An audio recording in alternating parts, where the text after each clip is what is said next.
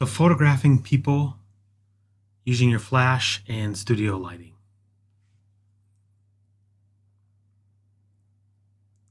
So people, photographing people can be a little bit daunting the first time you do it. So there's a couple tips that I often say.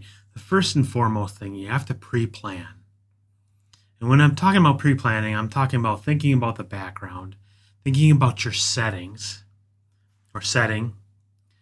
Think about your crop and how you're going to crop. Is it going to be a head and shoulders picture? Is it going to be a 3/4? Or is it going to just be a full body? And a lot of people tend to think they have to get a full body uh, all the time. You don't. You can crop as you need it. And you can see, especially the picture of the lady in front of the piano, it's a very nice shot. Um, it's well composed. I probably wouldn't shoot downward on her, but that's just my opinion. But it's a nice tight crop, and you can see her really well. The same with the girl with the hood on.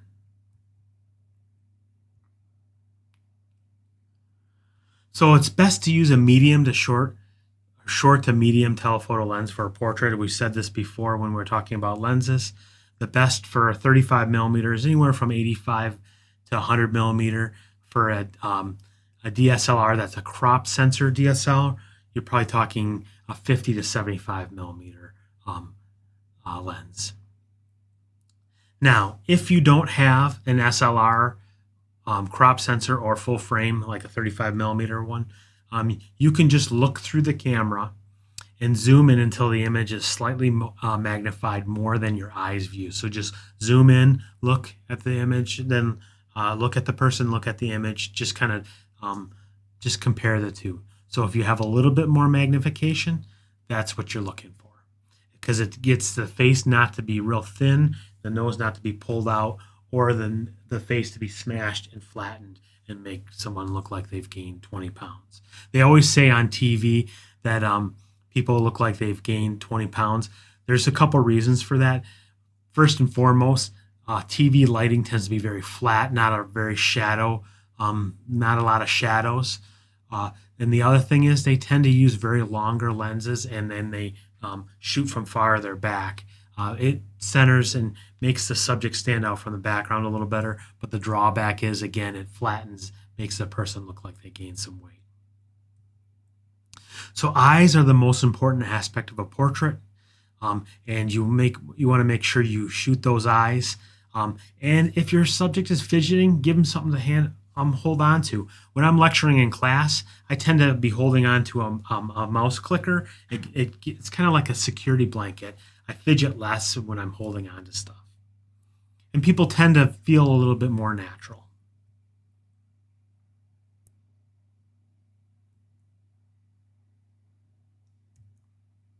So here's some different people. Again, the eyes are the most important aspect.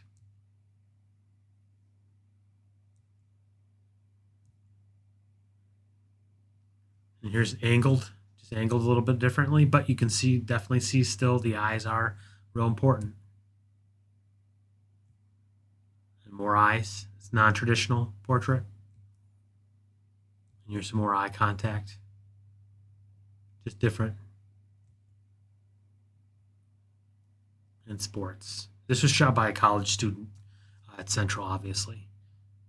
The flash is real hot, but it's well done. I probably would have just gelled the flash a little bit or put something in front of it to make it not so harsh, but but it's interesting. It looks very foreboding. Aretha Franklin.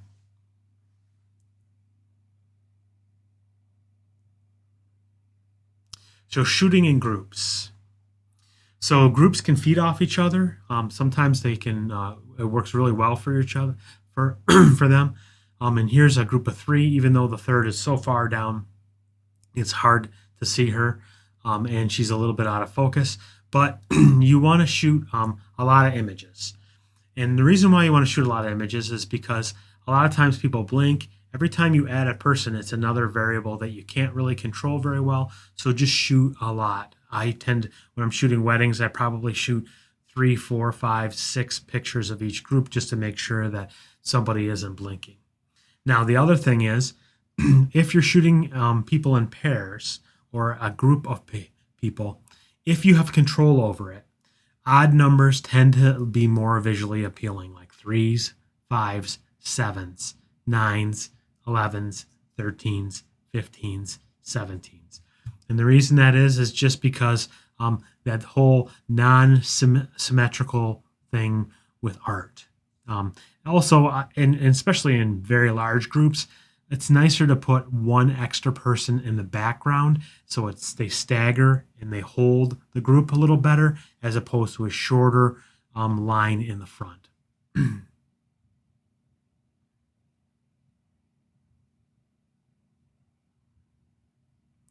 So groups are the hardest to shoot.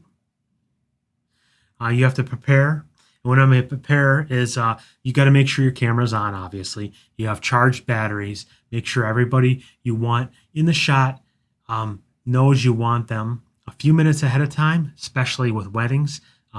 Keep everyone right there. Otherwise, a lot of people are waiting, and then they tend to get bored and start looking off to the side. It's very hard to keep that in control. Especially weddings are really kind of a pain because everyone's just so,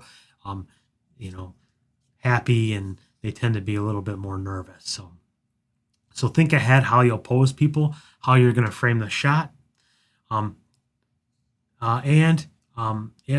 you have to really count or do something.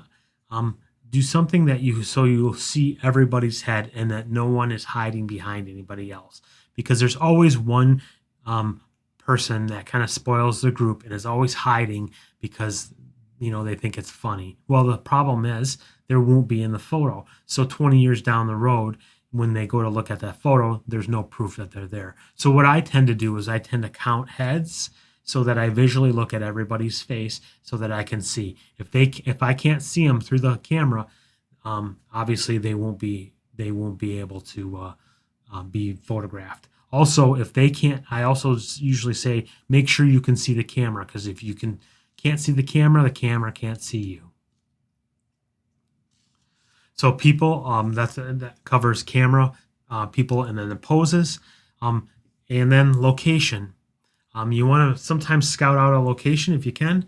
If you, on weddings, I tend to look at around the church to make sure that, and I asked the bridal party where they would like their pictures taken, but I try to figure out the best location. They usually say somewhere near the altar. Then I'm always looking to see where I can fit everybody in.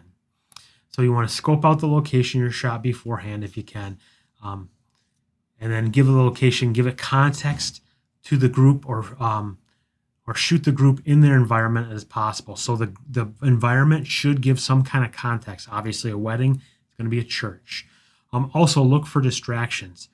A lot of times, a lot of churches will have a very large candle right off the altar, and sometimes that comes out of people's heads. So it's okay to move things as long as you're careful. Or just be aware that the candle or the crucifix or the cross or whatever is not sticking out of somebody's head.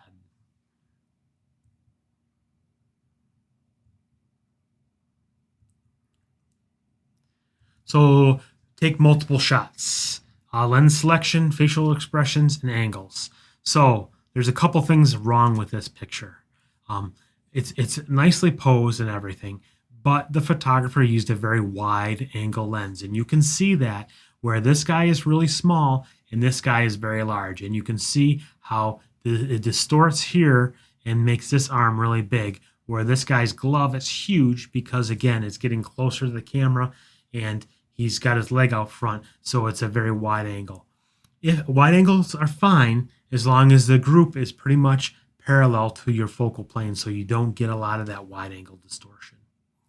Look for facial expressions. Again, I usually tend to count faces and look at everybody because, again, I can make sure everyone's being viewed, and I can also make sure that they're not making a weird face. And then watch your angle.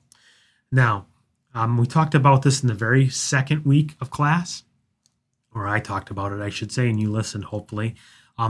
If you shoot down on somebody, it's going to belittle them. If you shoot up at somebody, it's going to put them more on a pedestal. If you shoot even, it puts them at an even playing field. In this case, I like the fact that they shot low to high because these kids probably did something well in baseball. But when you shoot down on something, it belittles them, and that's part of the reason why on that very first picture, with a lady with the piano, I didn't like the fact that they were shooting down on her because it kind of belittles her.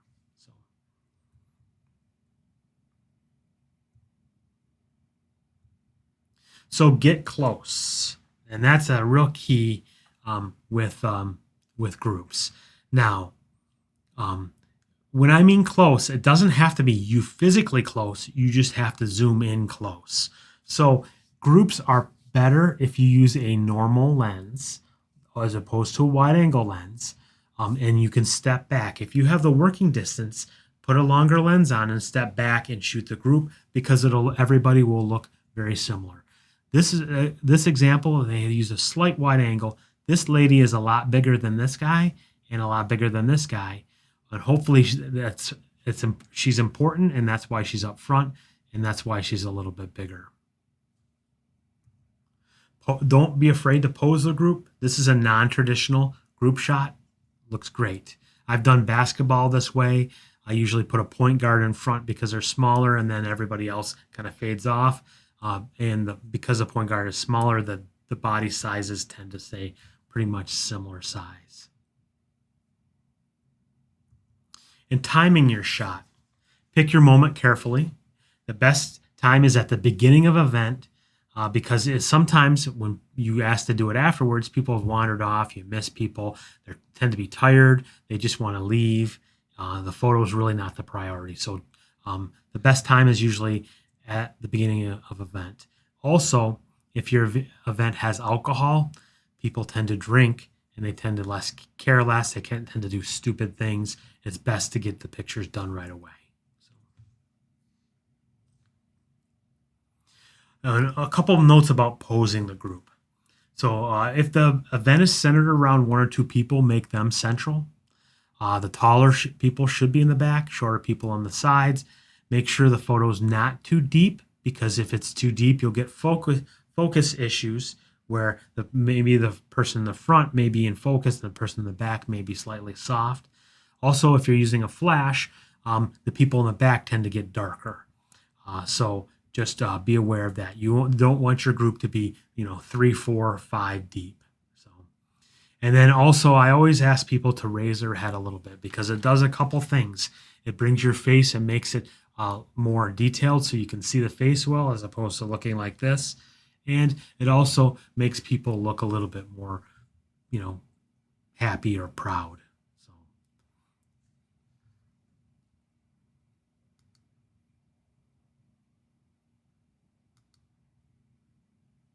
So think about the light.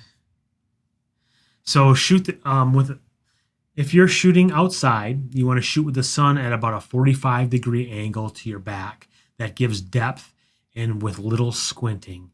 So if you use a flash, you can do it with small groups. Just be aware that the depth of field and the shadows from the flash may fall on other people's faces. So take control. You want to shoot quickly before the subjects are distracted. If you take too long, they'll lose their attention. I've seen it so many times where a photographer says, "Oh, wait a minute," and makes a couple settings, and people start to wander. Their attention starts to going, and they've lost that moment. Where in this photo, they did it right away, and they shot the picture as opposed to taking a moment to adjust your camera. You want to be all ready as fast as you can. And I always ask people if they can see the camera. In a formal picture, I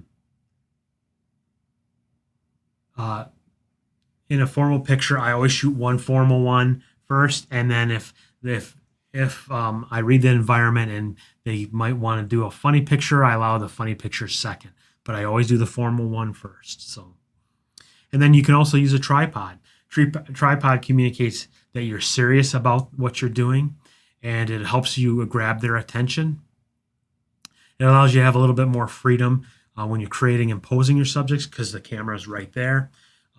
It also sets the framing, focus, and all that. So all you have to do is walk up and snap the picture. You don't even have to frame it up. Everything's all set for you.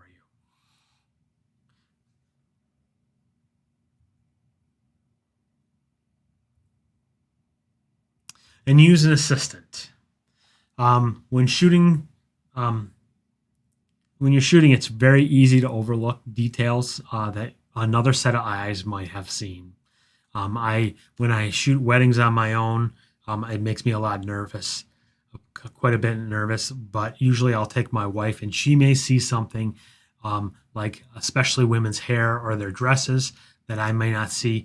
I'm good with the men. I can tell. I can tell if their shirts are puffy, and I can tell them how to pull it down and all that stuff. But women, my wife's much better with the women parts of it. So it's great to have an assistant if you do.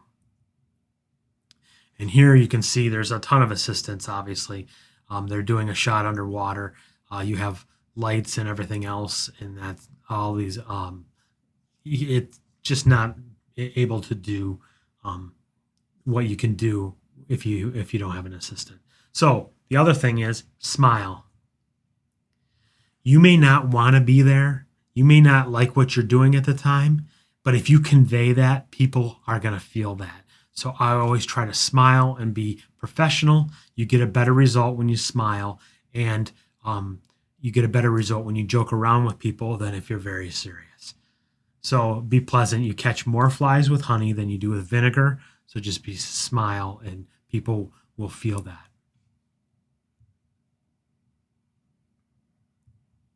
So lighting. So great light makes great pictures. You want to study the effects of light in your pictures and see how it's affecting things. For people pictures, if you choose soft light on cloudy days, it tends to be more flattering as opposed to very harsh light. This picture is a very hard light, but it's mood lighting, so it works very well. There's always exceptions to the rule, but you usually want to avoid overhead sunlight because it casts very harsh shadows across people's faces. For scenic pictures, you can use long shadows, and the color of early or late daylight tends to look a lot better. So one of the things about sunset shots, and I always throw this out there, and this is a great test question if you're wondering, is to ensure that your sunset shots aren't recorded as too light or washed out. Tilt your camera toward the sky and take your exposure meter reading then before composing. Now there's a couple other tricks as well, and one of them would be if you underexpose the light, it'll allow you to get more saturated color, because as light builds brighter and brighter and brighter, it becomes whiter and whiter and whiter and less saturated, less color. The more you underexpose that colored light, the more rich, more saturated the color becomes. So when I'm shooting sunsets, I tend to underexpose the sunset.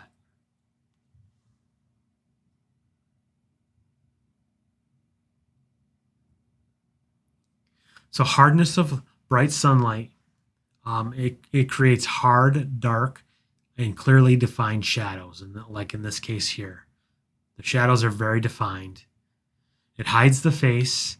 It emphasizes wrinkles and blemishes on people, and it causes them to squint.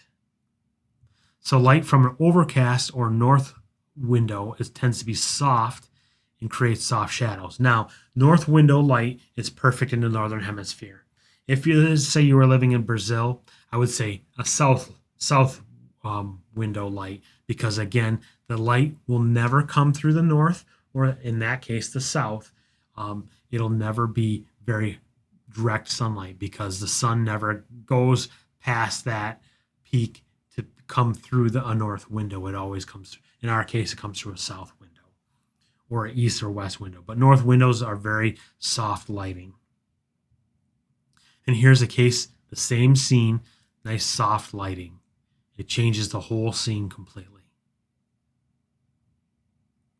So soft light doesn't hide the face because it doesn't create a lot of shadows. It minimizes wrinkles and blemishes, and it reveals subtle skin tones or hues. But one of the drawbacks to light from overcast day is the light tends to be less saturated. On a harsh, bright day, the light is very saturated, but you get very harsh shadows. So everything's a little bit of a, everything's a compromise. So, and one of the other things is it allows the subject to open his eyes wider because soft light tends to be less hard on our eyes, so we're not squinting. So natural indoor lighting. So window light. So soft indirect window light is good for people pictures. If the side of the face away from the window is too dark, just reposition yourself and the subject to have more light reflect, or you can use a simple fill card.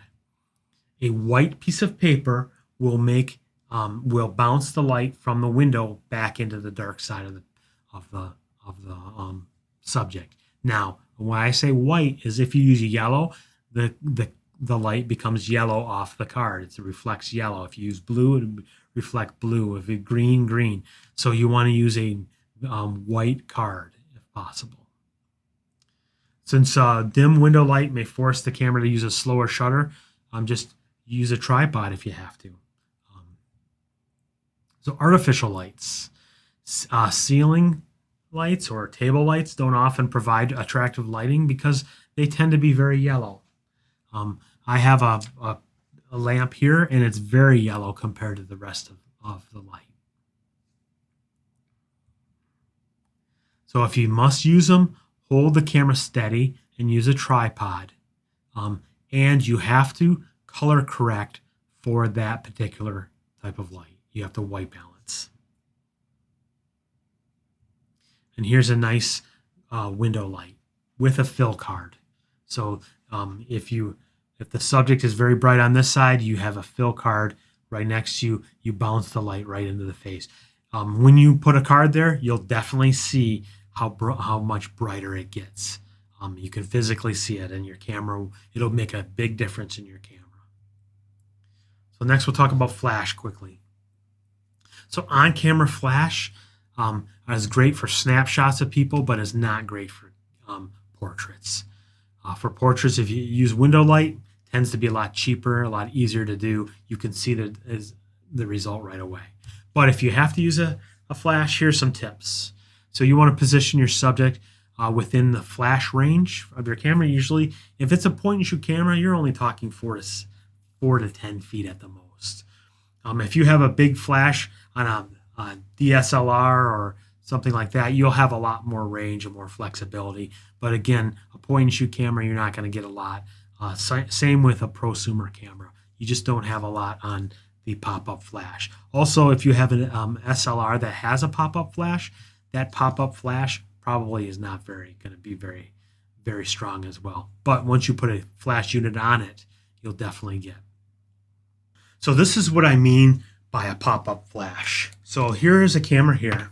If I have a flash that pops up like this flash probably has only a range of 8 to 10 feet. Not very good. It's good for snapshots if you're really in a pinch. And if you look at this camera here, this hood is and the barrel of the lens is going to get in the way of this flash. It's going to create a shadow. So if I ever have to shoot like that, I have to take my lens hood off. But still, the lens is probably going to create a pretty big shadow anyways. So what I'm talking about, a flash unit is, in this case, here's a nice flash unit that I would put on my camera. This flash will give you a lot bigger range than this flash here. So I simply just put it in the hot shoe and I lock it in place. This will allow me a lot more range, and it'll let me bounce in different locations or different areas to create more of a natural look. When I use this flash, if I'm shooting this way, I'm usually bouncing off a ceiling. If I'm outside, I can't do that. I just keep it straight on there. But in the case of inside a building, I'd be shooting like this, obviously take the lens cap off, I'd be shooting like this. Or if I shoot sideways, I would shoot like this or like this, so that I'm still bouncing off the ceiling. And by bouncing off the ceiling, it looks a lot more natural.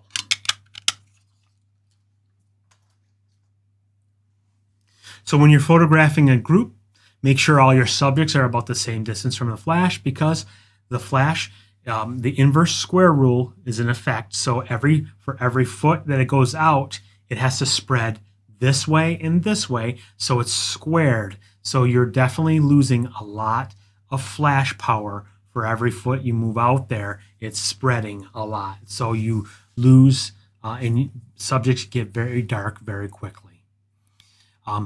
So if you turn all the room lights on, what happens is your eyes tend to dilate and get smaller. And by doing that, when you use a flash, the flash bounces and it's not going to hit the back of your eye and point backward. You'll get less red eye. Also, if you bounce your flash off a wall or a ceiling, you're not going to get red eye either. And also, you want to watch out for shiny surfaces such as glass, mirrors, windows. Eyeglasses can create problems as well if you have a flash really close. The closer your flash is to your lens, the more chance you're going to have it reflect back. If you have your flash off and fire this way, again, less chance of reflecting. Nikon has a wireless flash that will fire it off. I'm sure Canon does as well. Any of the good cameras do. I also have a wire that will run from this flash unit to the head of this and fire off as well. So studio lights, flash lights, flash units versus continuous. So for lighting in a professional studio, there are two different types of lighting. Flash or strobe. And I don't like to call them strobe because strobe is usually a repeating amount of light. A flash is a flash of light, and when you hit the button again, it flashes again. Strobe is just continuous. My instructor in college used to call them strobes because he thought it sounded more professional. Strobe light is a non-measured amount of flashing light. It's usually used at a discotheque or something like that. Or the other one is continuous light, and continuous light is like light that's in the ceiling. It's continually on. So here's a great video, and I'll put it down below, talking about studio lights. Please watch it. It's a great resource that you can use. So these are flash units for studio lights. I'll talk about those this week. So the first type are monolights. And monolights are a flash unit which the flash and all the controls are consolidated in one device. They're extremely easy to carry and relatively compact, and they're powered by AC or an internal and sometimes even an external battery. So this is a monolight here. So as you see, the capacitor, the flash head, all of it is located in one unit, and then simply a plug to the wall. So when I take the protective cover off, it looks like this. You have two bulbs. This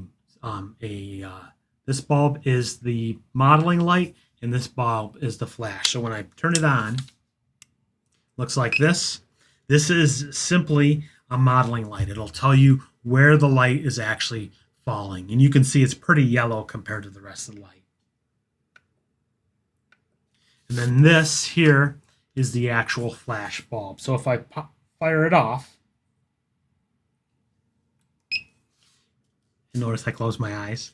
That was at the lowest setting. That is just a quick duration. The actual flash comes from the circular bulb right here.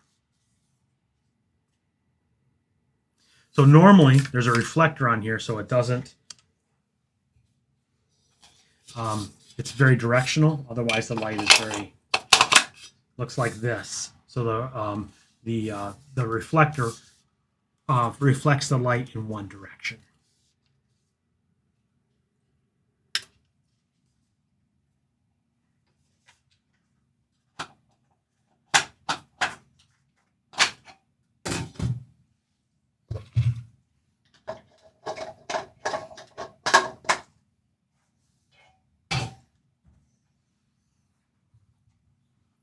So the other type of light that I used in college was the pack and head systems.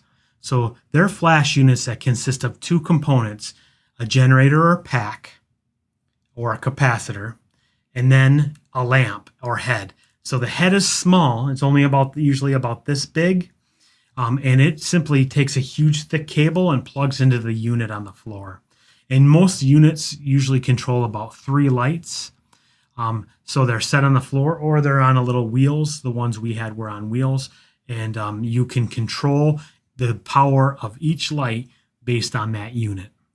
Where the mono lights are singular, although they will slave other lights based off of the slave control like this, and you can control each particular light and it's how strong it is based on this, using this. Or you can go up to the lights, where these you just change everything right on the pack itself.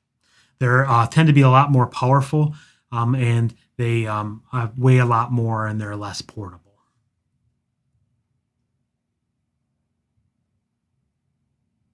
So here's some other different types of lights. So this is called a ring light. And ring lights are good for close-up work. They can also make very interesting reflections on the subject's eyes. Now, when you're doing like very small, intricate work like jewelry or dentistry work, they tend to use ring lights. And all it is a flash that goes around the lens. It's a ring and you shoot through that. They also make ring lights that you can put your phone in so that it will light you really nicely, and they're relatively cheap. Now here's what happens with ring lights with eyes. So you can see she gets a nice, interesting ring light reflection in her eyes, and that one's kind of funky. This one looks a lot better, where it's a little bit bigger. Again, the ring light it's a specific look. You don't want to overuse it, obviously, but it can make very interesting portraits. So directional lighting. So the direction of light, especially in hard sunlight, really can change how people look. So front lighting looks like this, and it's directly on, and it tends to flatten the people's face a little bit because it's directly the same direction as the camera itself. So harsh lighting directly in a person's face flattens the face and causes them to squint. So overhead lighting looks like this. And in midday, it tends to create unpleasant facial shadows, and you can see the peaks, or her cheeks are very highlighted, where the bottom of her face is very much in shadow. So side lighting is that whole good versus evil side, the dark side and the light side, and it's split down. And again, it really shows a lot of the imperfections in someone's face. But it is a very dramatic look.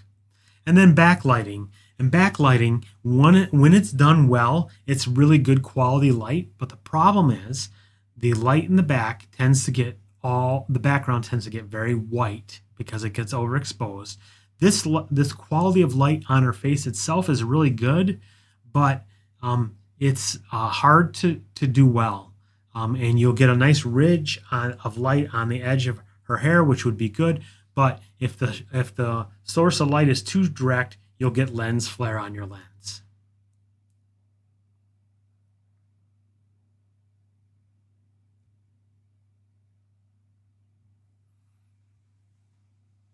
So here are different kinds of lighting techniques. So loop lighting is named for the shadow it creates under the nose. It's the most frequently used type of lighting. And what it is it makes a little loop right here. So the light is just a hair off to the side and up a little bit. You usually tend to have a light on this side just so you don't get too much of a shadow, but it's named for this loop right here. And the ratio between the two is completely up to you, but probably 2 or 3 times brighter on the main light than on the side light.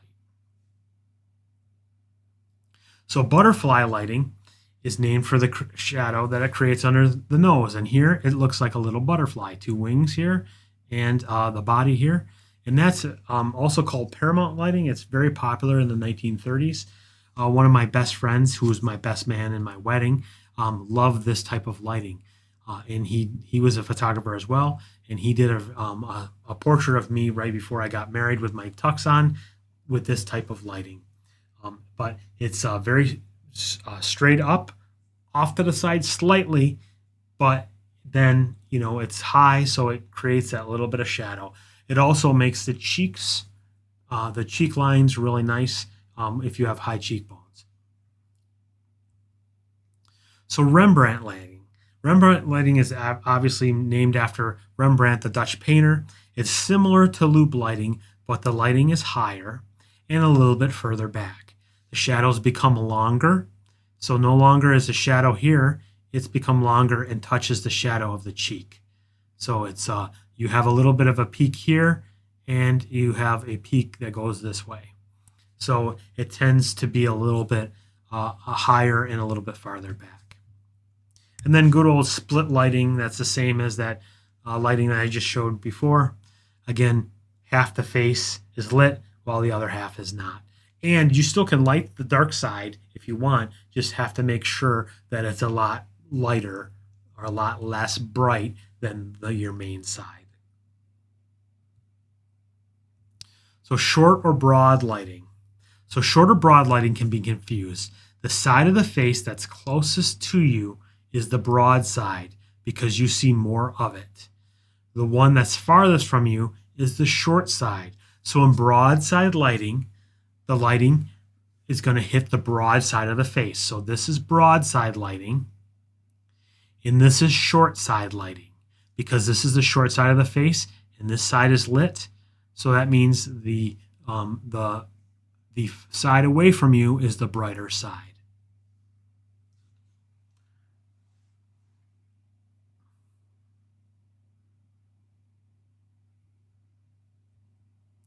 So broad lighting, it widens the face, it throws the short side in shadow, and it provides more contrast in some lighting patterns than butterfly lighting.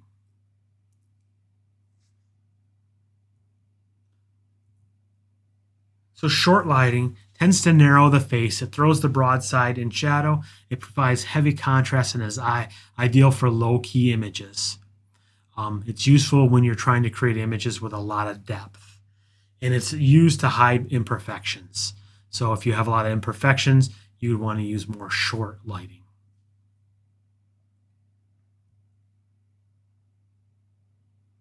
So here's some different lighting terms.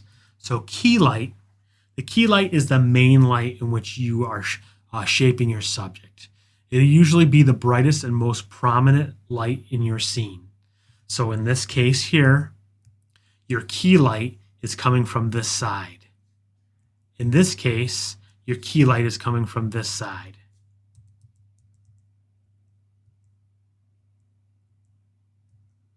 So fill light reduces the intensity of shadows created from your key light. So if you're doing split lighting and you don't want this half to be completely dark, your key light is here, your fill light would be over here. Your fill light would be probably 2 or 3 times less, or 2 or 3 stops darker than your key light.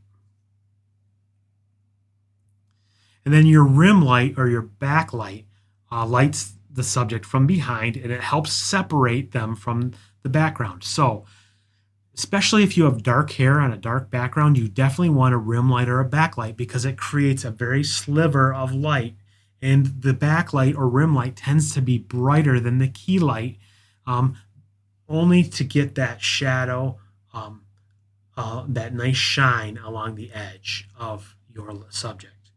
It's not the main light, it's just simply a rim. So studio lighting terms continued. So background light simply lights the background. A hair light can be used to add emphasis to the hair. It also can be used to bring up the exposure of the subject's head if it's blending into the background, similar to a rim light or a backlight. And then ambient light is any light present outside of your lighting sources. So if I were shooting in here, the fluorescent lighting would be ambient light. Generally, your lights will overpower any ambient light, and your exposure won't be long enough for it to be affected. So studio light modifiers. So the first and foremost one is umbrellas. And umbrellas usually come in silver or white, and they can be attached to your flash unit via a mount. So in my flash unit here, the umbrella goes right through the bottom of the mount here, and then you can adjust how tight it is right here. So, but the umbrella that came with this unit is a reflective umbrella. And if you look at it, it's black on this side and it's white on this side. So the unit points the light into here and then it's bounced back at the subject. So the actual unit is facing away from your subject, and then it bounces this back in. There are some umbrellas that are white, and they are called pass-through umbrellas, and that doesn't have a black side. It just has a white translucent, so it softens the light that way. So umbrellas have a lot of spill, and they're not really easy to control. So you'll need something to block some of that light usually. So translucent or shoot-through umbrellas, I just mentioned, have a thin material which softens the light. You shoot through it. Most other umbrellas are a reflective umbrella. And then soft boxes. Soft boxes are come in a variety of sizes and shapes, and they are like a tent, and they're easy to control. And this is a soft box here, and it may be hard to see because it's so big, but the soft box, the light attaches here, and then it passes through this light material. And if you look through here, there's also a diffuser inside, so it has two diffusers, and they're easy to control because of the size, and the material is so far away from the light that it's easy to control the amount of light that it casts.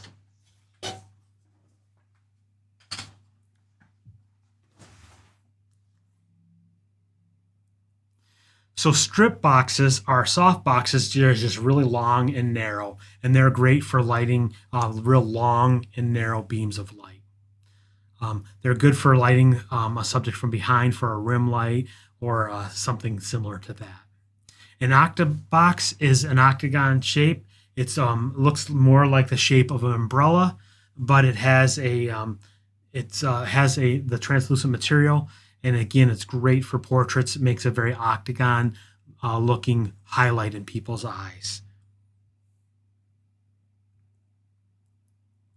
So reflectors, and this is the modifier kind. A reflector goes directly on your strobe, and I showed you one before, and this is a reflector. It goes onto the strobe or flash unit, and then it directs the light or reflects the light directly toward a subject, kind of like a flashlight. They're a very hard light source because you have a direct light, so the bulb is bare.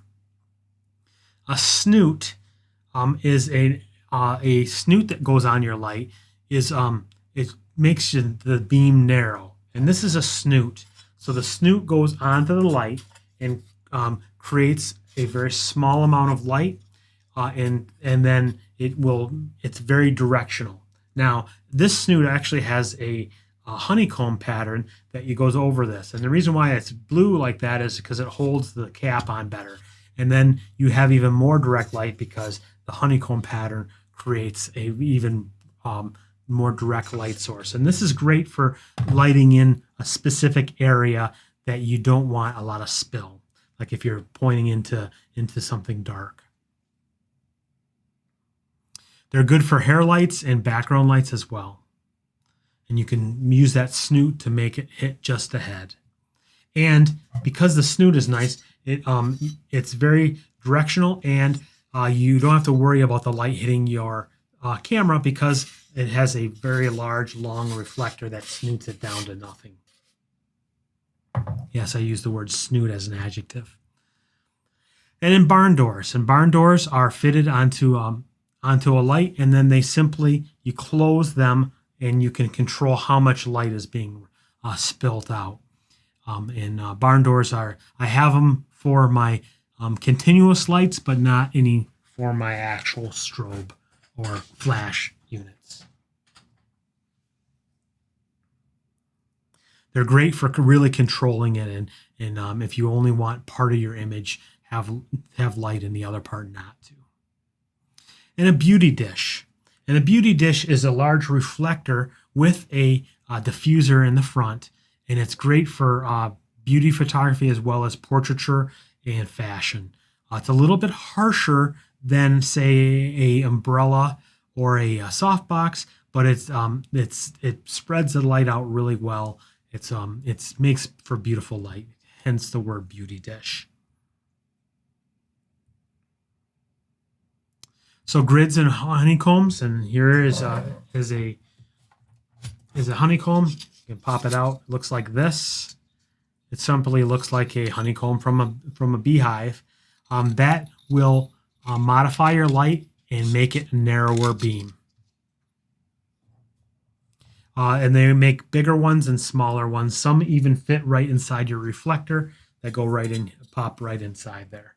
That's what these style are. You can see the actual spring part here.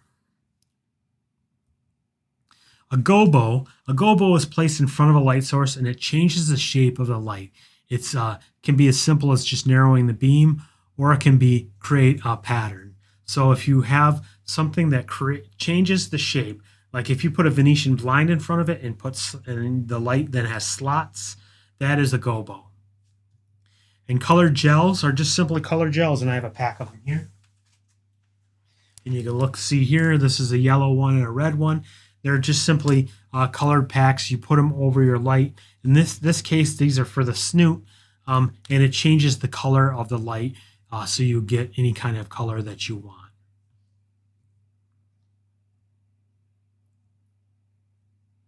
So reflector of the reflective kind are important. They're a really important part of any kind of studio.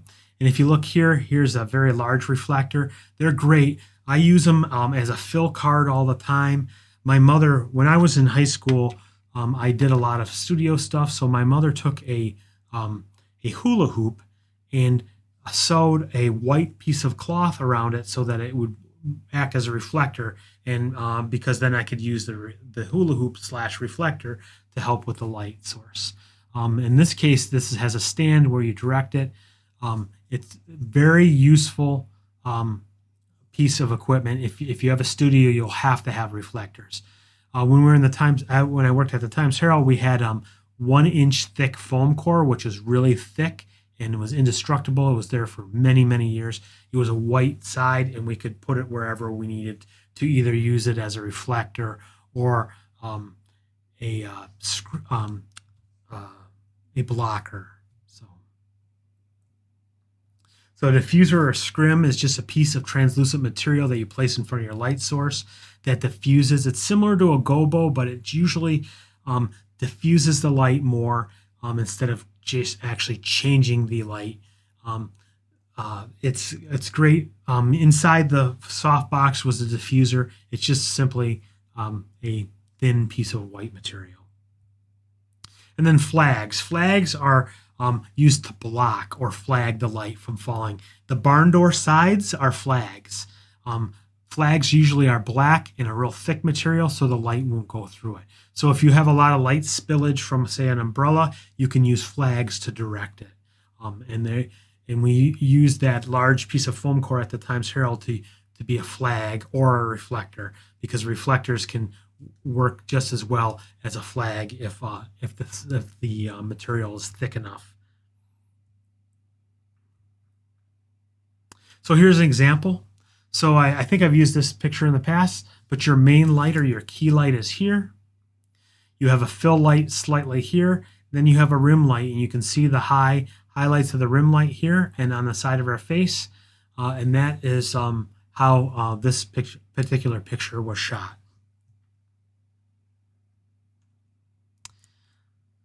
So here's a couple videos for studio lighting. And it's a DIY DIY lighting kit. There's part 1 and part 2. And this guy shows you how to create a constant light that works really well in the studio, and it's very cheap. It's a great video. Please watch it.